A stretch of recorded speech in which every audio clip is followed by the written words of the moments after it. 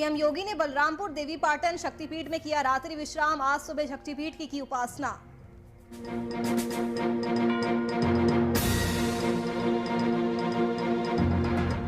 Mission UP पर Amit Shah, CM योगी की थपथपाई पीठ। कहा 44 योजनाओं में टीम योगी अव्वल।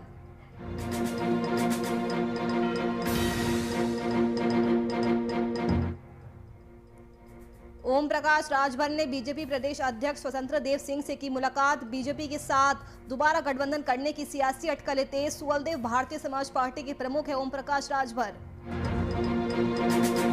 एबीवीपी परिषद के कार्यकर्ताओं ने किया प्रदर्शन। कॉलेज प्रशासन के खिलाफ की गई नारेबाजी। ट्यूशन और प्रवेश फीस के नाम पर वसूली करने का आरोप।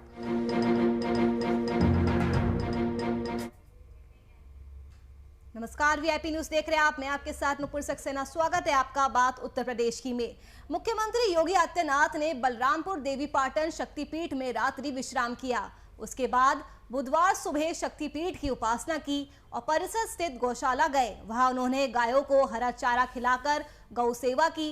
इससे पहले पूर्व रात्रि में मुख्यमंत्री योगी ने बीजेपी प्रदेश अध्यक्ष स्वतंत्र देव सिंह के साथ स्थानीय जनप्रतिनिधियों और पार्टी पदाधिकारियों से चर्चा की। मुख्यमंत्री ने हिंदू जागरण मंच और विश्व हिंदू महासंघ के पदाधिकारियों से भी मुलाकात कर चर्चा की।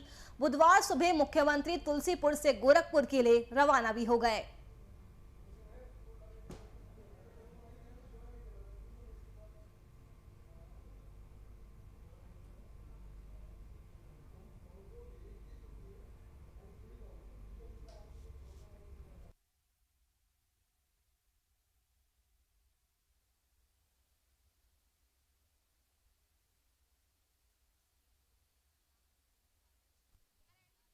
किया बुधवार सुबह शक्तिपीठ की उपासना की।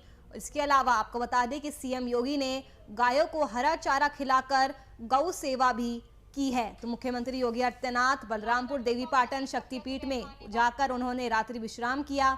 उसके बाद बुधवार सुबह उन्होंने शक्तिपीठ की उपासना की और परिसर स्थित गौशाला भी गए। वहां उन्होंने अपने हाथों से गायों को हरा चारा खिलाया और गौ सेवा की। इससे पहले पूर्व रात्रि में मुख्यमंत्री योगी ने बीजेपी प्रदेश अध्यक्ष स्वतंत्र देव सिंह से मुलाकात भी की।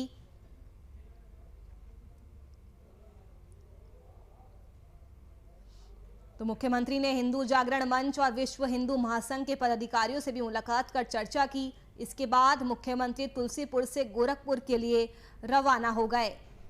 तो उत्तर प्रदेश के मुख्यमंत्री योगी आदित्यनाथ ने बलरामपुर में मां पाटेश्वरी की पूजा और गाय को चारा खिलाकर अपने दिन की शुरुआत की। सीएम योगी बुधवार को बलरामपुर जिले के दौरे पर रहे, जहां उन्होंने देवीपाटन मंदिर में मां पाटेश्वरी मंदिर में विधि विधान से पूजा अर्चना की। पूजा और गौ सेवा के बाद सीएम योगी भवनियापुर हेलीपैड से गोरखपुर के लिए रवाना हुए और 11 बजे तक अपने गृह क्षेत्र पहुंच गए। यहां पर सीएम योगी ने गोरखपुर बस्ती मंडल के विकास कार्यों और कानून व्यवस्था की समीक्षा की। सीएम योगी आदित्यनाथ ने मां पाटेश्वरी के सामने मत्था टेका। देवीपाटन मंदिर में दर्शन करने के बाद सीएम योगी गौशाला गए, जहां उन्होंने गायों को चारा खिलाया और गौ सेवा की। इस दौरान मंदिर सहित जिले में भारी सुरक्षा व्यवस्था देखने को मिली। नवनिर्वाचित जिला पंचायत अध्यक्ष आरती तिवारी से मुलाकात की। इस मौके पर बीजेपी जिला अध्यक्ष और पदाधिकारी भी मौजूद रहे। तो सीएम योगी का बलरामपुर दौरा रहा। सीएम योगी ने बलरामपुर देवीपाटन शक्तिपीठ में रात्रि विश्राम किया। बुधवार सुबह शक्तिपीठ की उपासना की। योगी ने गायों को हरा चारा खिलाकर गौ सेवा भी की।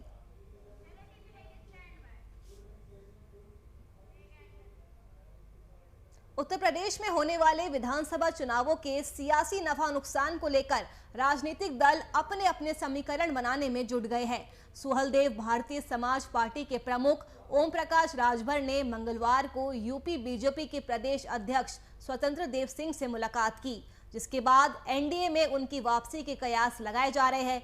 ऐसे में सवाल उठता है कि राजभर क्या असुद्दीन ओवैसी का साथ छोड़कर बीजेपी के करीबी बनने की तैयारी में है और भागीदारी संकल्प मोर्चा 2022 के चुनाव से पहले ही क्या बिखर जाएगा?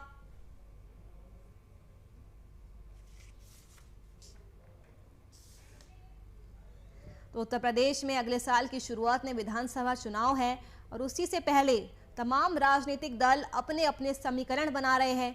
सुहलदेव बीजेपी के प्रमुख ओम प्रकाश राजभर ने मंगलवार को यूपी बीजेपी के प्रदेश अध्यक्ष स्वतंत्र देव सिंह से मुलाकात की, जिसके बाद ये सियासी अटकलें तेज हो गई है कि एक बार फिर से ओम प्रकाश राजभर बीजेपी का हाथ थाम सकते हैं। तो ऐसे में सवाल उठता है कि राजभर क्या असदुद्दीन ओवैसी का साथ छोड़कर बीजेपी के करीबी बनने की तैयारी में हैं, और क्या भागीदारी संकल्प मोर्चा 2022 के विधानसभा चुनाव से पहले ही बिखर कर टूट जाएगा। तो ये सियासी अटकलें भी काफी ज्यादा तेज हो रही है जब से स्वतंत्र देव सिंह ने ओम प्रकाश राजभर से मुलाकात की है। सवाल उठ रहा है क्या बीजेपी के साथ दोबारा ओम प्रकाश राजभर गठबंधन करेंगे। पर आपको बता दें कि ओम प्रकाश राजभर सुहलदेव भारतीय समाज पार्टी के प्रमुख है। उत्तर प्रदेश में अगले साल की शुरुआत में विधानसभा चुनाव है और उसी के सियासी नफा नुकसान को लेकर तमाम राजनीतिक पार्टियां अपने अपने समीकरण बनाने में जुट गई है। सुहलदेव भारतीय समाज पार्टी के प्रमुख ओम प्रकाश राजभर ने मंगलवार को यूपी बीजेपी के प्रदेश अध्यक्ष स्वतंत्र देव सिंह से मुलाकात की है, जिसके बाद सियासी अटकलें तेज हो गई है। एनडीए में उनके वापस आने की अटकलें तेज हो गई है।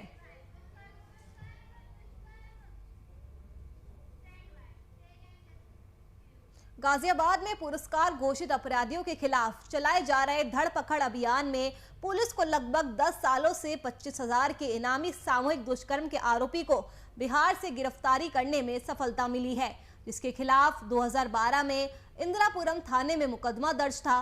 पकड़े गए अभियुक्त मुर्शीद उर्फ रेहान ने बताया कि खोड़ा कॉलोनी में किराए के मकान में रहकर रंग रोगन का वो काम करता था और नाबालिग को बहला फुसलाकर अपहरण कर ले गया था। पुलिस ने इसके एक साथी अख्तर को पहले ही गिरफ्तार कर लिया था। वही 25,000 का अभियुक्त रेहान महाराष्ट्र, हैदराबाद, बिहार आदि जगहों में अपनी पहचान छिपाकर अलग अलग भेष में रह रहा था, जिसको गिरफ्तार करने में पुलिस ने एक बड़ी सफलता हासिल की है।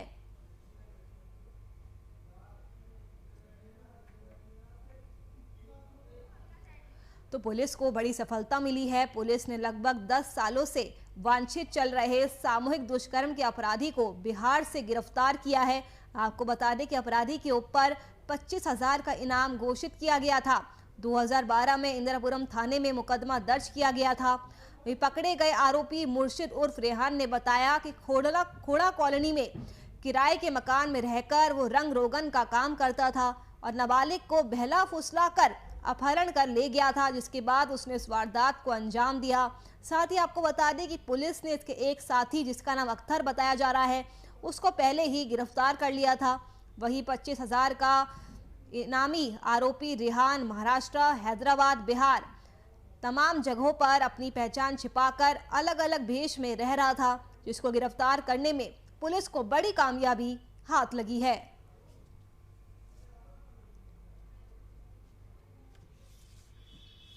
जनपद गाजियाबाद में थाना कोतवाली एवं एसओजी की जो टीम है, उन्होंने 10 साल पहले एक ऐसे अभियुक्त को गिरफ्तार करा है जिसके खिलाफ मफरूरी में चार्जशीट लग गई थी। इसको पकड़ने के लिए हमारी टीम पूर्णिया बिहार के सरसी थाना गई थी, जहां पे इसकी गिरफ्तारी हुई है। इसका नाम मुर्शीद है। 10 साल पहले एक नाबालिग लड़की के साथ सामूहिक दुष्कर्म में ये वांछित था, जिसमें कि दूसरा अभियुक्त अख्तर को गिरफ्तार कर लिया था। पर ये 10 सालों से कभी तेलंगाना, कभी हैदराबाद, दूसरे स्टेट्स में ये भागा हुआ था। इसको पकड़ के हमने अच्छी सफलता हासिल की।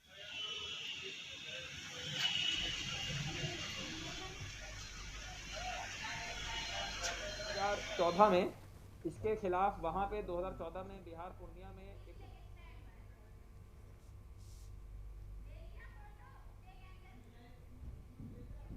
बुलंदशहर में अखिल भारतीय विद्यार्थी परिषद के कार्यकर्ताओं ने रोड जाम कर प्रदर्शन किया। बता दें कि जेवर अड्डे चौराहे से पैदल मार्च कर जेएस इंटर कॉलेज के सामने तक रोड जाम किया गया। तो वही कॉलेज प्रशासन के खिलाफ मुर्दाबाद के नारे भी लगाए गए। वही नारेबाजी करते हुए कार्यकर्ताओं ने कॉलेज पर अधिक फीस वसूली का आरोप लगाया। प्रशासन पर जबरन ट्यूशन खोरी और प्रवेश परीक्षा के नाम पर वसूली और शारीरिक परीक्षा के नाम पर वसूली जैसे गंभीर आरोप लगाए।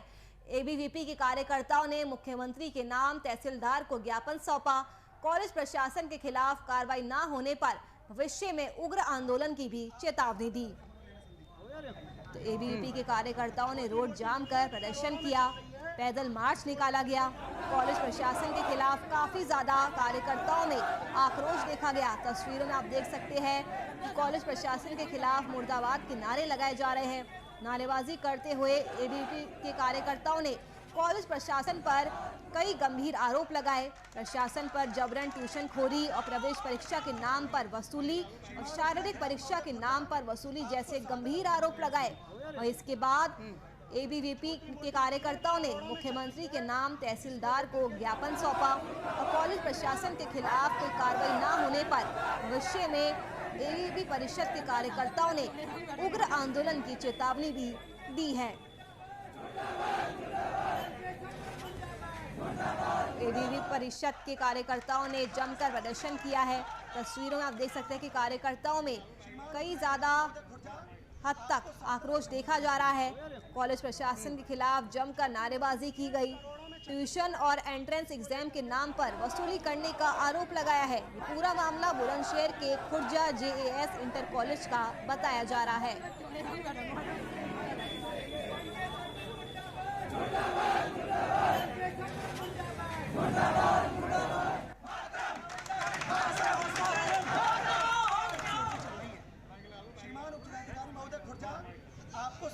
कि जेएस इंटर कॉलेज खुर्जा के प्रधानाचार्य और यहाँ की कमेटी के द्वारा छठी से लेकर 12वीं तक के सभी छात्रों से अवैध शुल्क को वसूला जा रहा है। इस अवैध वसूली और इस भ्रष्टाचार की जो हद है वो यहाँ तक है कि मैं उदाहरण देता हूँ कि 9वीं के जो छात्रों की जो फीस है वो कुल मिलाकर के मेरे पास में इसका पूरा डाटा मौजूद है, वो 419 रुपया है।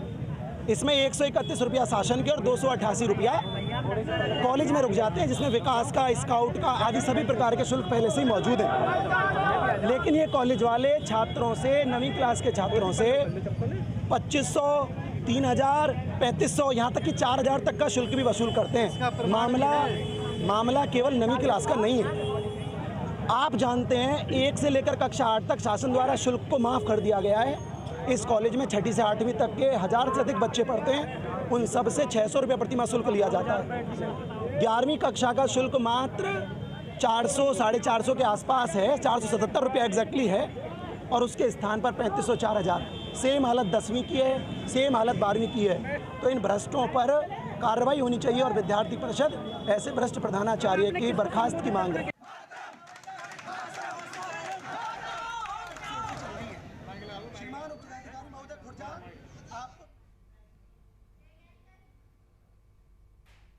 अगली खबर बुलंदशहर से है, जहां कोरोना काल में बाइक चोरों का आतंक थमने का नाम नहीं ले रहा और ना ही उन्हें पुलिस का कोई डर है। शिकारपुर नगर की बात करें तो शिकारपुर से दिन दहाड़े बाइक चोरी की घटना को अंजाम दिया गया, जिसके बाद बाइक चोरी की पूरी घटना वहां लगे सीसीटीवी कैमरे में कैद हो गई। बाइक चोरों ने बाइक चोरी की घटना को अंजाम दिया और उसके बाद मौके से फरार हो गए।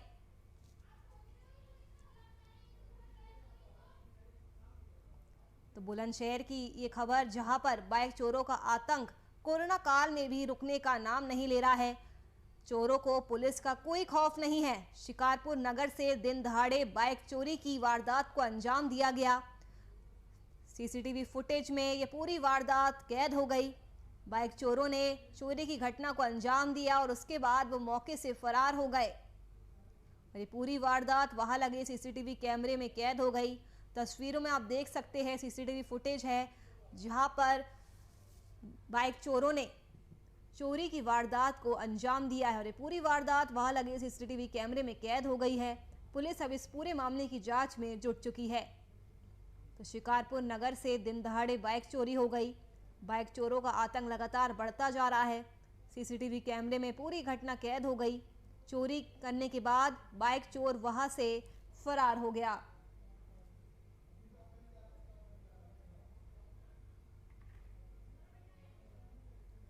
तो बुलंदशहर की ये खबर, जहां पर बाइक चोरों का आतंक रुकने का नाम नहीं ले रहा है। चोरों के हौसले बुलंद होते जा रहे हैं। चोरों को पुलिस का कोई खौफ नहीं है। शिकारपुर नगर से दिन दहाड़े बाइक चोरी की वारदात को अंजाम दिया गया। बाइक चोरी की पूरी घटना वहां लगी सीसीटीवी कैमरे में कैद हो गई। बाइक चोर बाइक चोरी की घटना को अंजाम देकर वहां से फरार हो गया। तो बुलंदशहर में कोरोना काल में भी बाइक चोरों का आतंक थमने का नाम नहीं ले रहा है। चोरों के हौसले दिन ब दिन बुलंद होते जा रहे हैं। चोरों को पुलिस का, प्रशासन का, किसी का कोई खौफ नहीं है। शिकारपुर नगर से दिन दहाड़े बाइक चोरी की वारदात को अंजाम दिया गया, जिसके बाद बाइक चोरी की पूरी घटना वहां लगे सीसीटीवी कैमरे में कैद हो गई। बाइक चोरों ने बाइक चोरी की घटना को अंजाम दिया और उसके बाद मौके से फरार हो गए। तो बुलंदशहर में चोरों के हौसले दिन ब दिन बुलंद होते जा रहे हैं। बाइक चोरों का आतंक बढ़ता जा रहा है। शिकारपुर नगर से दिन दहाड़े बाइक चोरी हो जाती है और ये पूरी वारदात वहां लगे सीसीटीवी कैमरे में कैद हो गई। तस्वीरों में आप देख सकते हैं किस तरह से दिन दहाड़े बाइक लूट ली जाती है और ये पूरी वारदात सीसीटीवी कैमरे में कैद हो जाती है। चोरी करने के बाद बाइक चोर फरार हो जाता है। तो बाइक चोरी की वारदात को अंजाम दिया गया। चोरों के हौसले दिन ब दिन बुलंद होते जा रहे हैं। चोरी की घटना को अंजाम देकर वो फरार हो जाता है। अब पुलिस इस पूरे मामले की छानबीन में जुट चुकी है। सीसीटीवी फुटेज के आधार पर जांच अभी जारी है। तो बुलंदशहर में बाइक चोरों का आतंक रुकने का नाम नहीं ले रहा है। चोरों के हौसले दिन ब दिन बुलंद होते जा रहे हैं। चोरों को पुलिस का कोई खौफ नहीं है। शिकारपुर नगर की तस्वीरें, जहां पर दिन दहाड़े बाइक चोरी की घटना को अंजाम दिया जाता है। बाइक चोरी की पूरी घटना वहां लगे सीसीटीवी कैमरे में कैद हो गई। बाइक चोरों ने बाइक चोरी की घटना को अंजाम दिया और उसके बाद मौके से फरार हो गया।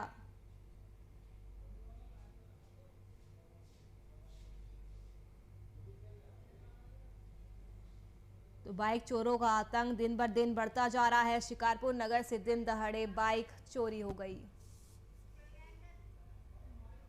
नोएडा के बेहद पौष इलाके सेक्टर 21-25 में कोतवाली 24 पुलिस और बदमाशों के बीच में हुई मुठभेड़ में एक बदमाश के पैर में गोली लगने से वो घायल हो गया। वहीं दूसरा बदमाश पुलिस को चकमा देकर फरार होने में सफल हो गया। पुलिस फरार बदमाश की गिरफ्तारी के लिए सभी बॉर्डर्स पर नाकाबंदी कर चेकिंग कर रही है। वहीं घायल बदमाश की पहचान इंटरस्टेट वाहन चोर गिरोह गुलफाम के सदस्य शाहरुख उर्फ चना के रूप में हुई है। उसे इलाज के लिए अस्पताल में भर्ती कराया गया है।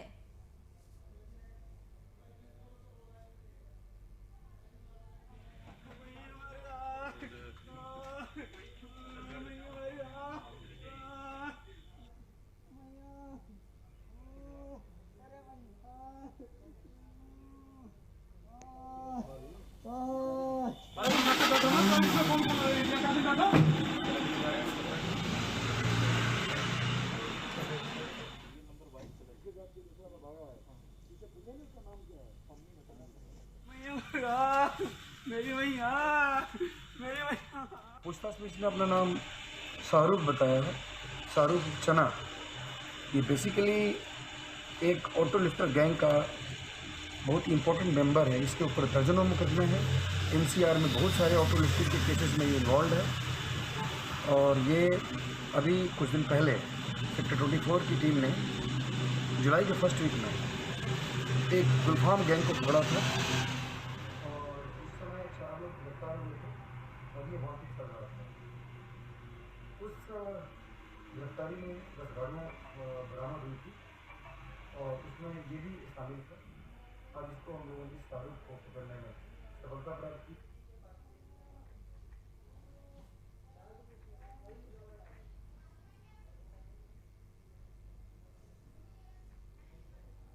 तो इंटरस्टेट वाहन चोर गिरोह और पुलिस में मुठभेड़ हुई। मुठभेड़ में एक बदमाश घायल हो गया। घायल को अस्पताल में भर्ती कराया गया है, जबकि एक बदमाश पुलिस को चकमा देकर फरार होने में कामयाब हो गया। पुलिस फरार बदमाश की गिरफ्तारी के लिए लगातार कोशिशें कर रही है। इसके लिए पुलिस ने सभी बॉर्डर्स पर नाकाबंदी कर दी है और लगातार पुलिस चेकिंग कर रही है।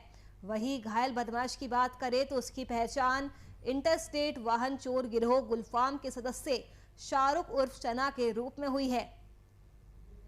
तो पुलिस और बदमाशों के बीच मुठभेड़ हुई नोएडा के बेहद पौष इलाके सेक्टर 21-25 की ये खबर, जहां पर पुलिस और बदमाशों के बीच मुठभेड़ हुई और मुठभेड़ में बदमाश के पैर में गोली लग गई, जिसके बाद वो घायल हो गया। वही घायल की पहचान इंटरस्टेट वाहन चोर गिरोह गुलफाम के सदस्य शाहरुख उर्फ चना के रूप में हुई है और इस घायल बदमाश को इलाज के लिए अस्पताल में भर्ती कराया गया है। वहीं दूसरा बदमाश पुलिस को चकमा देकर फरार होने में सफल हो गया। पुलिस फरार बदमाश की गिरफ्तारी के लिए सभी बॉर्डर्स पर नाकाबंदी कर रही है। चलिए फिलहाल के लिए इस बुलेटिन में मेरे साथ इतना ही। देश और दुनिया की तमाम खबरों के लिए आप देखते रहिए VIP न्यूज़। नमस्कार।